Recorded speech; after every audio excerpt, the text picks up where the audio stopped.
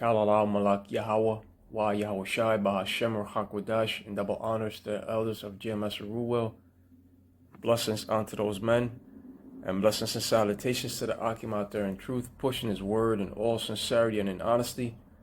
With that being said, Shalom Israel, Barakatah. Today's lesson, Russia's new cutting-edge weaponry.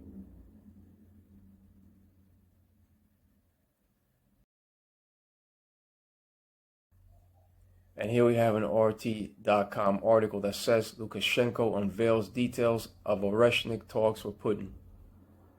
The two leaders have discussed optimal sites in Belarus for the advanced Russian ballistic missiles.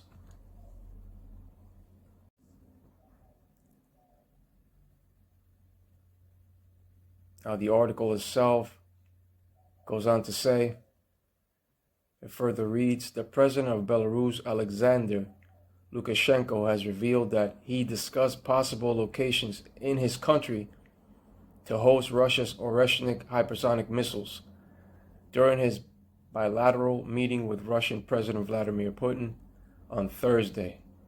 Moscow plans to station several Oreshnik systems in Belarus as part of the joint security framework between the two nations. During a speech to the upper chamber of the Russian parliament, Lukashenko said, Putin told me, now we need to decide where to host them. And I said, that's an easier task as long as we have something to host, Lukashenko said.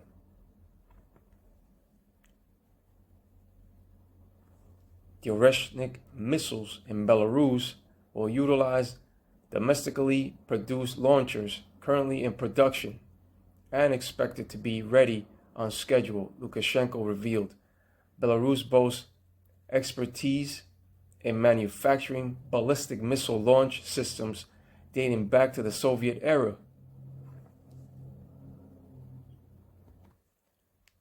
So Belarus will make the launchers. The transfer of Oreshnik missiles is anticipated later this year. Russia showcased the new missile in November by conducting a strike on a military factory in Ukraine. Moscow said the demonstration of the advanced weapon, and that's why today's lesson is called Russia's new cutting-edge weaponry. Moscow said the demonstration of the advanced weapon was a response to Western authorization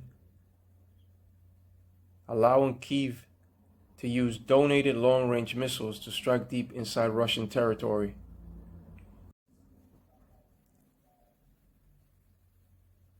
The hypersonic multiple warhead medium-range missile is believed to be nuclear capable, although Putin asserts its conventional form can inflict damage comparable to a low-yield nuclear explosion. So these new Russian Oreshnik hypersonic missiles, they are said to be Russia's cutting-edge weaponry and technological advancements. Those sanctions placed upon the Russians never worked, and now they are stronger than ever. That's why this article says since the start of the military operation in Ukraine 3 years ago, the Russian armed forces have undergone a genuine revolution in military technology. The Russian military has received numerous innovative weapon systems and technological advancements, actively employing them in combat. Right, that's why today's lesson is Russia's new cutting-edge weaponry. Those sanctions never worked. Russia's stronger than ever. Let's explore some of the most notable weapon systems introduced and deployed throughout the conflict. And according to prophecy, the Russians will be the ones to take out modern-day Babylon the Great with their numerous innovative weapon systems. You see? And those missiles shall carry multiple warheads in that one missile alone. And when it comes to these new Russian Oreshnik hypersonic missiles, they are just another weapon to add to the Lord's arsenal. With that being said, let's go over to the scripture of Jeremiah 50 and verse 25. Because it was the Lord that also made the smith, the modern day smith, that brings about those weapons to destroy, the waster to destroy.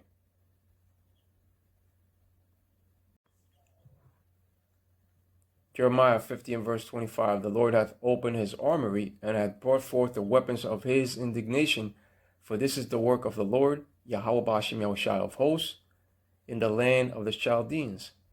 That armory speaks of those ICBM weapons that these nations possess. That indignation of the Lord speaks of his righteous anger. Hosts meaning armies. And those Chaldeans speak of those elite warlocks of magic and of astrology on that wicked side.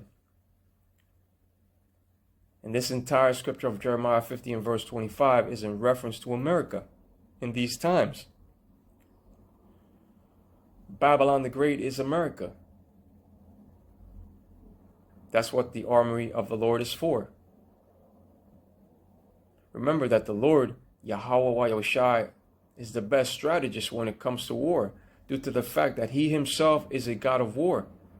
The Lord himself is a God of war, according to the scripture of Exodus 15 and 3.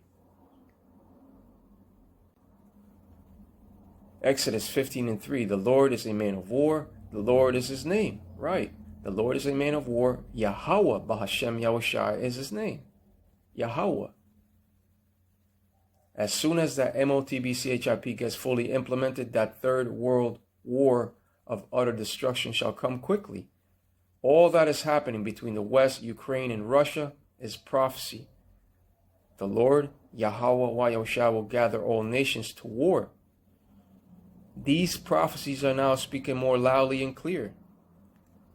And the Lord, Yahweh Ba'ashem Yahushua, is the best strategist.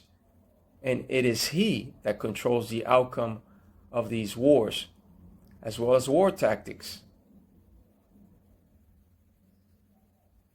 We are headed into a time of great tribulation and of war. And there shall also be race wars. Due to the great tribulation and war, many cities shall be left in ruins. Many cities shall be left in ruins that the scriptures speak of a few men left.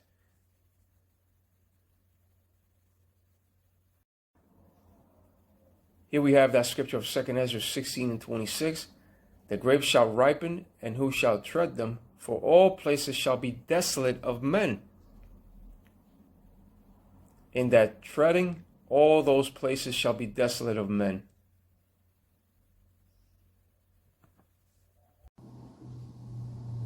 Jeremiah 51 verse 29. And the land shall tremble and sorrow for every purpose of the Lord, Yahweh Ba'ashem Yahushai, shall be performed against Babylon, to make the land of Babylon a desolation without an inhabitant. And this is the will of the Lord, Yahweh Ba'ashem Yahushai, to make modern day Babylon the Great desolate without an inhabitant.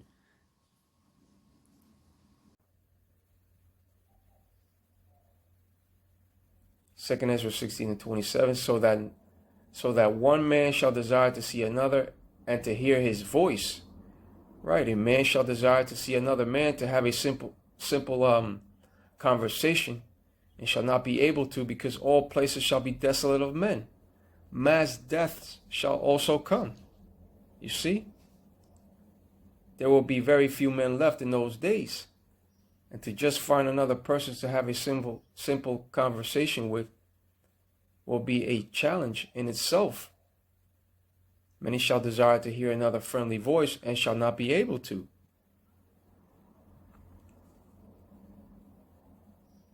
But when it comes to modern day Babylon the Great, it shall be destroyed off the face of the earth. And the land that the small hands now inhabit shall also be destroyed, but it shall rebuild. But Babylon the Great shall never rebuild. It shall be left as an example on how now to live, on how not to live.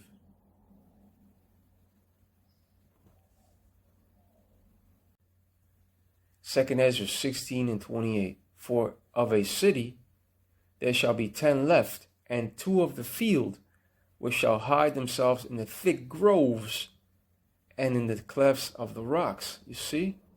In great tribulation there shall be 10 left to a city, and 2 of the field, which shall hide themselves in the thick groves and in the clefts of the rocks. Great tribulation is coming to this earth. And it's just as Jeremiah 30 and verse 7 has said, alas, for that day is great, so that none is like it. It is even the time of Jacob's trouble, but he shall be saved out of it. Who shall be saved out of it, out of that great tribulation, are the chosen elect out of the nation of Israel. Great tribulation is coming, and World War III is coming. But before World War III begins, the MOTB shall first be implemented. Once that is done, all hell will break loose. You see? But with that being said, Ka'alallah Malak Yahweh, Wa Yahushai, Bahashem, Rachak Wadash, and double honors to the elders of GMS Ruel, blessings unto those men, and blessings and salutations to the Akim out there in truth, pushing his word in all sincerity and in honesty. With that being said, Shalom Israel, Barakatah.